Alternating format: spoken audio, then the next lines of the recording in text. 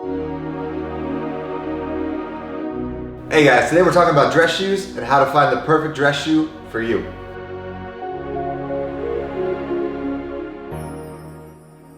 Welcome back to Gent's Lounge. If you guys have not hit that subscribe button yet, hit that right now. We are here every week talking about men's fashion, lifestyle, whiskey, cigars, and today, dress shoes. So when it comes to finding the perfect dress shoe for you, it all comes down to kind of what you got going on above your feet.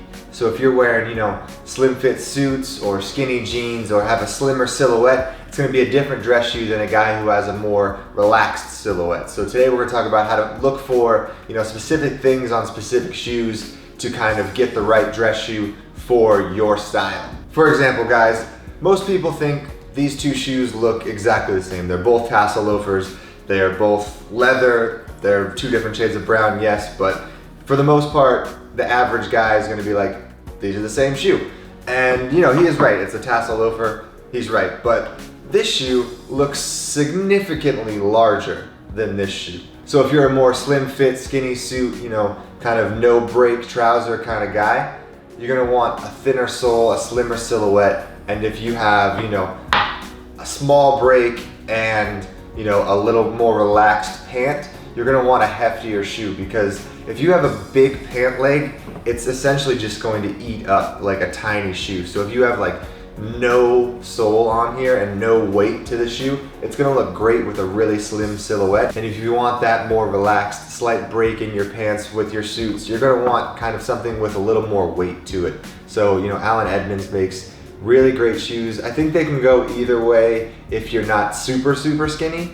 But, this is gonna hold up, even if you have a slight break. It's gonna be more traditional. As with this shoe from Beckett Simonon, it's gonna be a little more casual because it's a suede wingtip, but it still has this thick sole that can really hold up. So basically, guys, rule of thumb, if you're wearing a skinnier cut with no break, you wanna keep the sole and silhouette of the shoe very thin and streamlined. And if you have a more relaxed, kind of semi-break in your pants, you're gonna want a thicker sole and a bigger shoe to kind of proportion the pant to shoe ratio out, if that makes any sense. Now moving on to the style of shoe. I don't think there's really any style that you can't go with, but if you have like super long, super baggy pants, I think a loafer is probably not the shoe for you, just because even if, this shoe has a little more weight to it than this shoe, but if you have a baggy pant that's gonna just kind of cover all this, you're only gonna see like the tip of your shoe and it's going to look kind of awkward. So, I think the loafers still, you gotta go either slim or semi-slim for a loafer. Wingtips, as long as you get the sole and the weight of the shoe right, you are good to go. Oxfords and cap toes, I do think are like traditional. You can go either way. There are slimmer and sleeker, and there are more heftier silhouettes with that.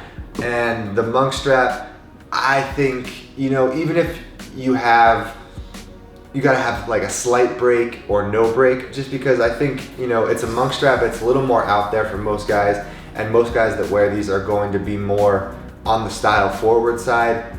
And I just think that, you kind of want to show off the straps because that's what you're working with here. So, not that you couldn't do it with a longer, bigger break pant, but I would stay away from that. I would go more, slimmer silhouette and higher break.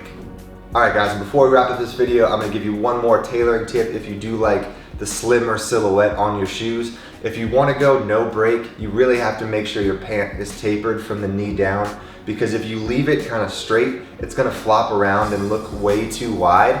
So, if you have half break or, semi break in your pants, you can go a little wider because it's gonna hit the shoe and it's going to kind of fold around the shoe. But if you have no break, it just kind of flaps in the wind on the side. So make sure you taper your leg from the knee down if you're gonna go with a slimmer, sleeker silhouette, like something like these.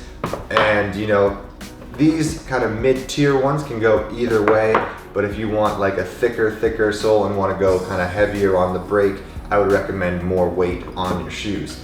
So once again, thank you guys so much for watching. If you have not hit that subscribe button yet, that pretty much wraps up how to select the dress shoe for you. Now, the type of dress shoe is gonna be totally your opinion, but I would focus on the weight and the size of the shoe based on your style. So Once again, thanks for watching, guys. Really appreciate it. Catch you on the next one. Cheers.